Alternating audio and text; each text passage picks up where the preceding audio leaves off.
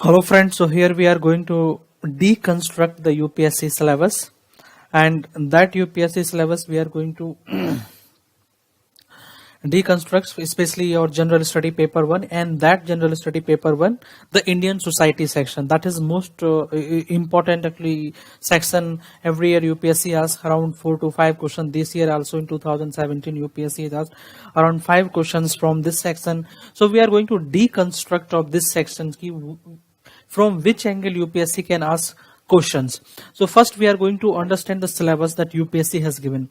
So UPSC Indian Society, that is syllabus UPSC has given. First is this salient features of this Indian society and diversity of India, role of women's organization, effects of globalization on Indian society, social empowerment, communalism, secularism, regionalism, population and associated issues, poverty and development issues, and urbanization, their problems and remedies. So these are the 8 parts of this syllabus Indian society that has been given in our UPSC syllabus by UPSC, correct?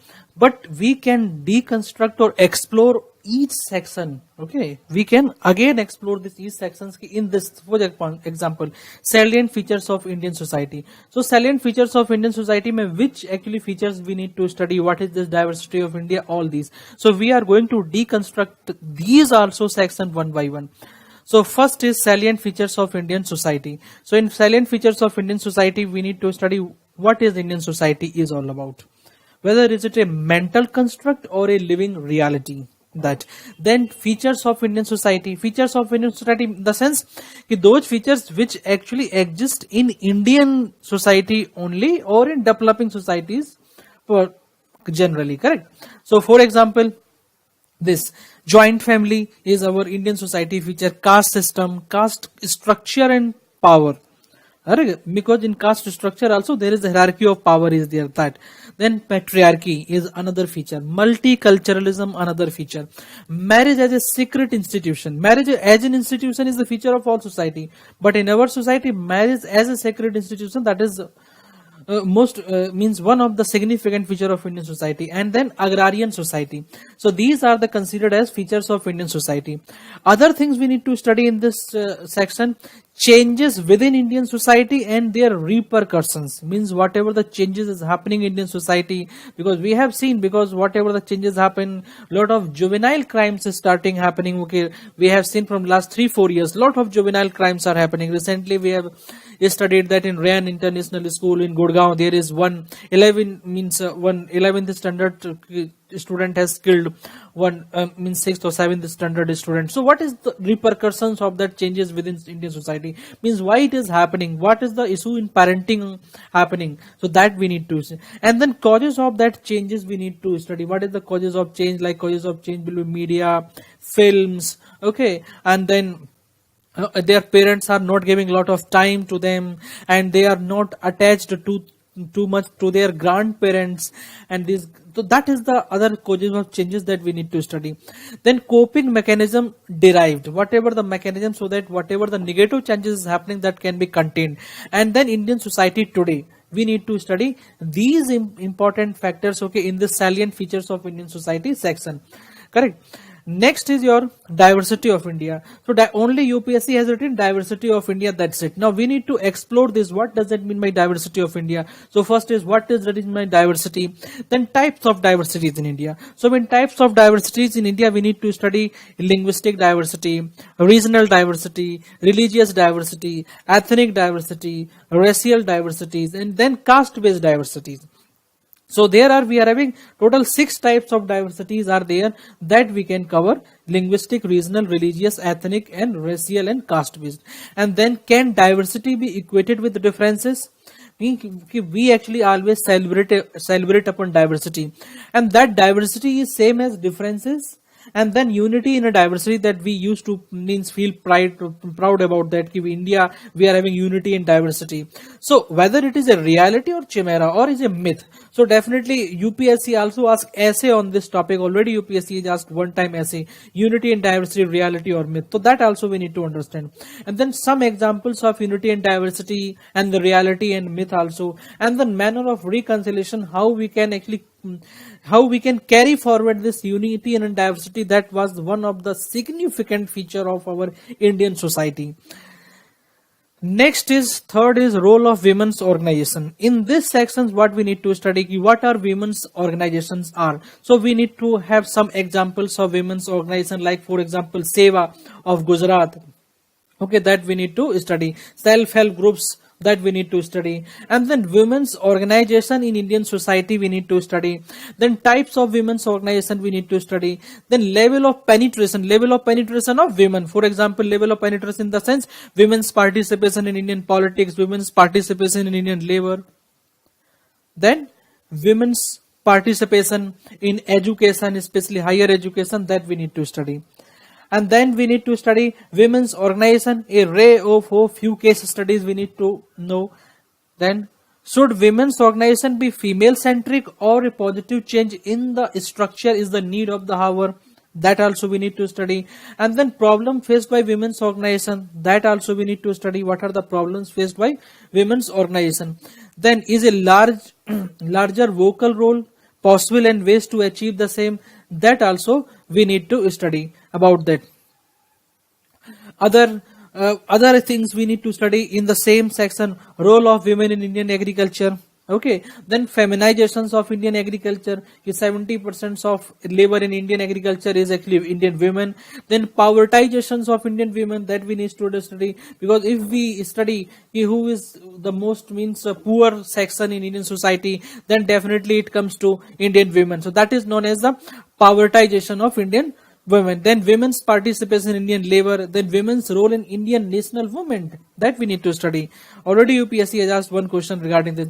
Then women's role in development, and then gender violence, that is violence against women, and then women's vis-a-vis Indian patriarchy. That also we need to cover in this role of. So see, UPSC has given only one section, that is role of women's organization. So when we explored this much of, so we need, if we are preparing in these different topics, and definitely then it will not be very difficult to actually write answer of any question. Next is effects of globalization on Indian society. So effects of globalization on Indian society, in under this section we need to study there what is the meaning of globalization, meaning of Indian society, and then Indian society has two parts. Okay, Indian society has two parts. One is structure, then another culture. Structure is actually having two parts. For example, one structure is institutions is there. Correct, different institutions like family institutions, school institutions, religious institutions, that we need to study. And in culture, so another is in section. Section means so this structure is having institution and then section. Section means, for example, women, child, old citizen, these different that we need to cover. Then in culture we need to study what is the impact of this globalization on Indian culture. That's homogenization in the sense McDonaldization. That means we have seen cuisine now our Indian cuisine and this Western cuisine is completely coming together. Their homogenization is happening. Okay, that. And another important is hybridization. So it hybridization means that there like McDonaldization is there, but again we have seen like KFC and McDonald, they actually not used to serve this beef during Navratri, and during Navratri they used to prepare only vegetarian type of food. That is hybridization is started happening. And then revival of local culture in the sense we actually putting our culture on the international program. For example, International Day of Yoga, all these things we need to cover. And then kinds of impact of globalization, for example, economic impact, political impact, developmental and socio-cultural impact on Indian society. And then is the impact solely positive or negative? That also we need to assess that. Next is fifth section is social empowerment. So under social empowerment we need to cover meaning and concept of social empowerment. Then why do we need social empowerment? Then specific sections for whom social empowerment is lifeblood. For example, women's, old citizens, child, SC and ST, backward class for them, and then social empowerment through 5-year plans, government schemes, government initiatives for empowerment, then empowerment in reality in India's experience regarding that, other approaches, players and tools for social empowerment, and some case studies on the same also we need to cover. And then conclusion also today's state and the way forward that we need to study under this social empowerment section. Next section is communalism. So here we need to, so UPSC has given only one word, that is communalism. So under this section we need to make notes in different headings, for example meanings and the concept of communalism, then historicity of communalism, because communalism was not present before British era, but when British came, then divide and rule policy, and then communalism came. So that is the reason is communalism term has been used in respect of or context of Indian society. Okay, like in other societies we never use communalism term, we actually use this sectarian violence. Okay, next is it an ideology or just some random events, a relook, then recent incidents, some examples we need to note, then role of third parties in inciting, perpetuating communalism, then communalism under the law, different law to contain communalism we need to study, then can communalism eradicated from Indian society completely, is it possible, that we need to know, and then how and the way forward that we need to study.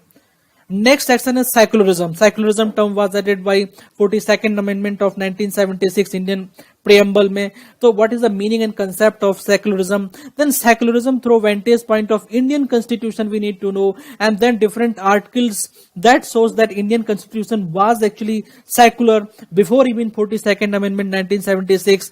Then comparisons of models, for example Indian secularism versus Western secularism, Nehruvian secularism, and then Gandhiji's view on religion, even Tagore views on religion we need to study. Then Indian philosophy on secularism we need to study. Then threats on secular spirit, for example criminalization of politics, politicizations of criminals.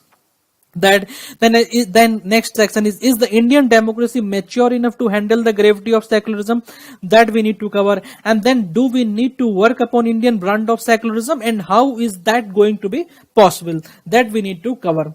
Now next section is regionalism. Again only one term has been given, so under this section we need to prepare notes under these headings for meaning and concept of regionalism, then why regionalism, then theories on regionalism, then regionalism in its various manifestations, then role of various players for in the same politics, okay, bureaucracies, media role, family role, all these, and then recent incidents causing a wave of flurry. For example we have seen in Darjeeling, we have seen in northeastern states, we have seen when demands of different states emerging, like for example Telangana issues were earlier, like in issue of in this Mumbai, where North Indians were actually beaten by some of the political parties candidates.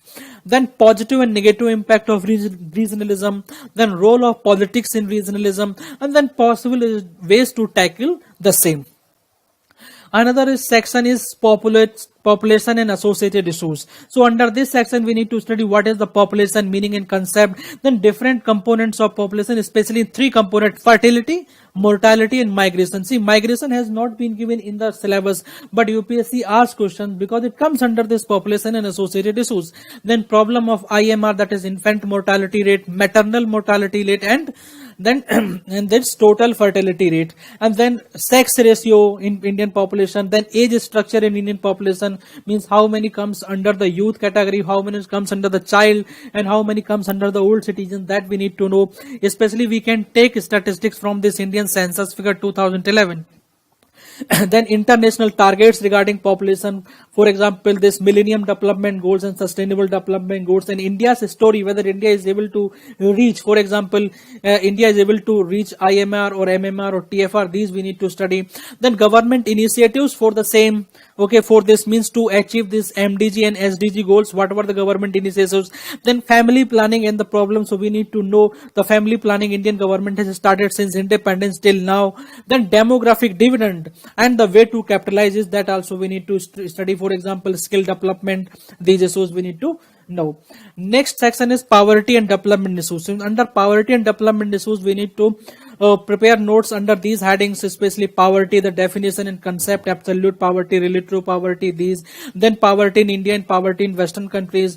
Okay, then concept of development, human development index, multiple development index, that we need to cover. Then implication of poverty, inclusive development, and then development and the poverty, the metrics. Okay, whether poverty lead to the development or development lead to the removal of poverty, because sometimes it happens when we actually go for development, and then suppose example, if we want to build some road or some actually dam, then we need to remove many sections of the people, those who are living there, that means displaced population, and the displaced population again becomes poverty. So means in the name of development we are making lot of sections and that poor, that also we need to know. Then crisis of development we need to know. Then is filling the chance possible and how so, and then government initiatives, and then 5-year plans regarding removal of the poverty, and then government initiatives. So since independence till now, whatever the government has actually taken schemes to remove the poverty, and then their achievement, and then role of civil society organization in removal of poverty, and then how long,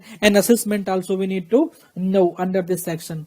Then 11th section is urbanizations and their problems and remedies. Definitely it becomes much more important topic, because we have seen in Indian cities, especially for example Bangalore, the traffic issue, Delhi, the population issue, and Mumbai, the rainfall happened, then also city actually stand still, Chennai flood issue, Hyderabad actually heat island. So these also we need to study. So here we need to study urbanization, introduction through census 2011, definition of urbanization, then urbanization in its issues, urbanization policy, whether Indian government is having any urban policy, and then urban issues, for example transportation issue, waste disposal issues, rural urban migration issue, sanitation issue, environment issue, housing issue, water depletion issue, pollution issue, that we need to do. Then steps taken by government of India, for example smart city and other projects, then issues and reforms needed, and then 12 5-year plan.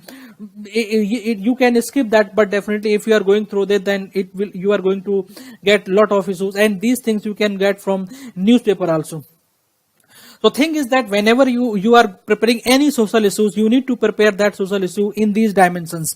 Means of that social issue, first statistics you need to know, then you need to conceptualize that issue. For example, if you are talking about communalism, or suppose example if you are talking about urbanization, then statistics you need to know, concept you need to know, then causes you need to know, then implication of that social issue, implication, social implication, economic implication, environmental implication, ethical implication, that we need to know. Then government programs we need to know, then lacuna in those government programs we need to know, then you need to provide the suggestions or that way forward. So by doing this, means if any social issue you are going to study, if you are studying that social issue in these 7 dimensions, definitely then your answer will be fabulous. And from where this so Indian society things, you need to study sources. For sources, there is one NCRT book is Indian Society. One NCRT book in the name of Indian Society is that you need to read. At least you need to read that book at least around 4 or 5 times, and then rest of these things you can cover from the newspaper, especially The Hindu and The Hindu and Live Mint. Live Mint also provide very good articles regarding these issues that you need to cover. So this is the end of the video. Definitely if you like this video, please hit the like button and subscribe this our channel for regular updates. Thank you for this.